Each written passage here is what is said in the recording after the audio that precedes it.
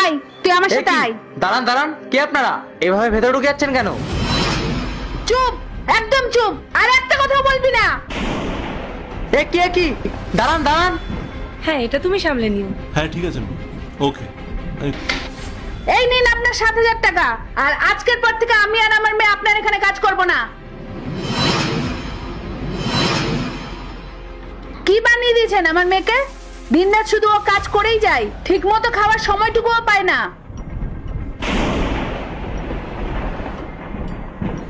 মা শোনো না। তুই চুপ কর। এই 1 মিনিট, কি ড্রামা চলছে এখানে? কি হয়েছে? ম্যাম দেখুন না, ওরা জোর করে ভেতরে ঢুকে পড়েছে।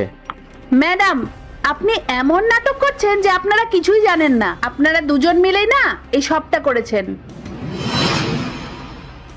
আর ম্যাডাম, আমার মেয়ে কোনো মেশিন না, দিন রাত এখানে পরিশ্রম করে, আর পারিশ্রমিক হিসাবে দিচ্ছেন আপনি এটুকু।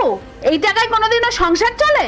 আন্টি, আপনি একটু শান্ত হন, আর তুমি নিচে যাও, গিয়ে নিজের কাজ করো। ইন্দ্র, কি হচ্ছে এসব? ওনারা কি বলছেন? আমি নিজেও কিছু বুঝতে পারছি না ম্যাডাম, ওনারা কি বলছেন। আমি তো নিজের হাতে ওনাদেরকে স্যালারি দিই। ও স্যার, আপনি মিথ্যে কথা বলবেন না। আপনি আমার মেয়েটাকে একদম পুরো মজদুর বানিয়ে রেখেছেন।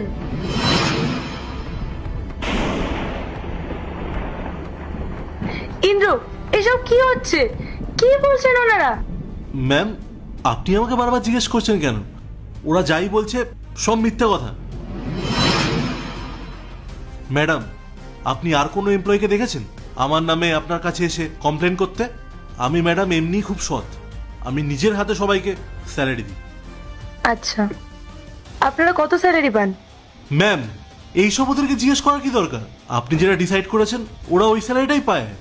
চুপ করো, আমি তো ওনাদেরকে জিজ্ঞেস করেছি। হ্যাঁ বলুন আপনারা।